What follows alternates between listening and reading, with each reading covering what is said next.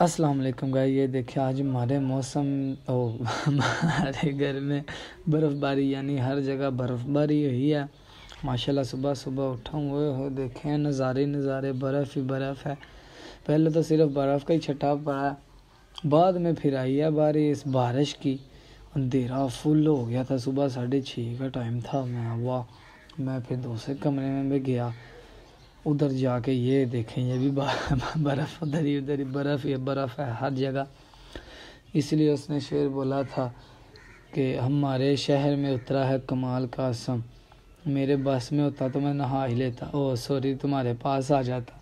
फ़र्क ही रह गया नांच दे पास आंच। देखो नीरा कुपते बदल होए ठर ठर ठर ठर करदा। अल्लाह खैर करे, बड़ा इंजॉय किया। ठीक, मैं सवेरे सवेरे उठे, मैं चली नमाज़ पढ़ी है।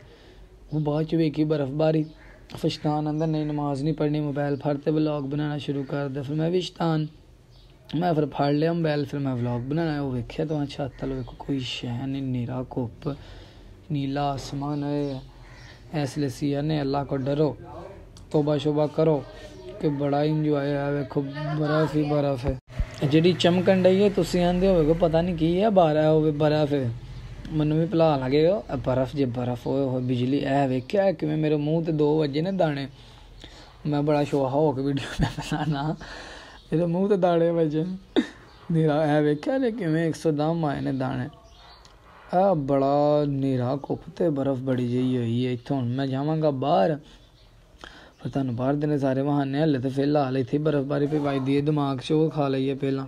अल्लाह ही खैर करे, हुण वेखो की हुंदा जे। तो लगता कि सट्टां सुट्टां पैणगियां, बर्फ़ घट ही पैनी है। वेखो बर्फ़ आए हाय हाय हाय।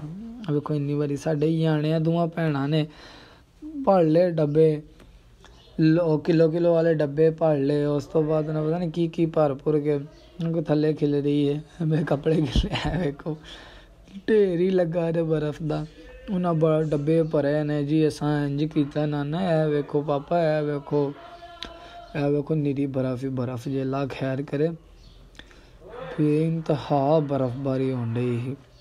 बाद चो छट्टे बजे ने होए, मैं बाहर जाना उदों बड़े जे छट्टे मैनूं लगदा पैने ने, क्योंकि जो सूरत हाल है ना बाहर बहुती मेरे हिसाब नाल। इत्थे चलो कमरा तो शो नहीं सही होंदी, बाहर तो फिर बाहर तो तुहानूं पता ही ना, उत्थे सही शो होंदी। उत्थे ठक ठक ठक ठक ही होना जिंदा ही। अल्लाह ही खैर करे, मैं चला हुण बाहर, वेने जाके बाहर दी सूरत हाल की है। ठीक है बाजी आंदे ने तरपाल थल्ले घर आया, फिर पाट जंदी है ना दुकान वाली। इस मौसम च तो मज़ा आंदा, कंबल ले होए होए होए होए होए होए होए। तो फिर तुसीं समझ गए, बंदा सोइए घड़ी, मौसम इंजॉय करां, कोई शै शू तली होए। अज मेरी सलाह पकौड़े बनाए हैं, कोई होर शै बर्फ़ वेखे चेक करो। वेखो खुरदी भी नहीं अजे, एड्डी टैट बर्फ़ अजे।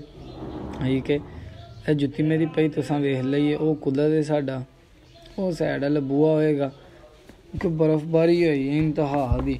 साढ़े ही जाने हूण आ गई है ना सही सर्दी, बंदा रजाइयां रजूइयां कड्ढ ले, ठंड ठुंड लगदी है। गर्म शामा बदाम शदाम खाए, भुज्जियां छलियां खाए, अंडे उबले होए नाल दुद्ध बदामां वाला होए होए, मज़ा आई जंदा है। वेखो साडी थड़ी ते किन्नी वारी वेखो बर्फ़ पई है।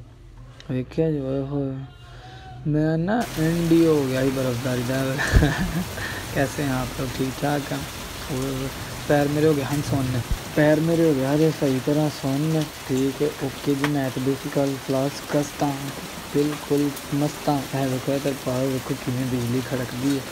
वो मुंडा उधरों आउंदे आ जो बर्फ़बारी उन्हें फड़ी बर्फ़। ठीक है वेखो उत्थे थड़ी ते नीरी बर्फ़ ही बर्फ़ जे ला लियो हर पासे। वो वेखो पर माइयां 2 लगियां जे डक्का खोलन, वहाना तुहानूं आया जी जूम कीता ना पिछला। देखो कवरां दी वो पिछों कारां लंघ रही, माहौल बड़ा सोहना होया हजे। ते बिजली होए होए अंत दी पै रही, हर जगह पानी पानी खलोता हो। वेखो डक्के लाई जांदे ने, उधरों पानी खलोई जांदा, उधरों डक्के लाई जांदे। ठीक है देखो जी मैं जो ठंड पे मैनूं बड़ी जी लगदी जे। नाल ही चज्ज दियां कुड़ियां आ गईयां, दोवें तरपाल रखे शदैना बर्फ़बारी कट्ठियां करदियां। मैं बर्फ़ मेरी बर्फ़ ते मेरी बर्फ़ ते तेरी बर्फ़। ठीक है आ वेखो मैं तो बड़ा खुश हाँ जाना होया जे। वेखो बड़ी बर्फ इन्हें फड़ी हाए यार, उस पारा पड़ के आए जे साढ़े नाल दो ही चंगे ने वेखे। और वेखो मलका दा अमश आदल पता नहीं केड़ा जे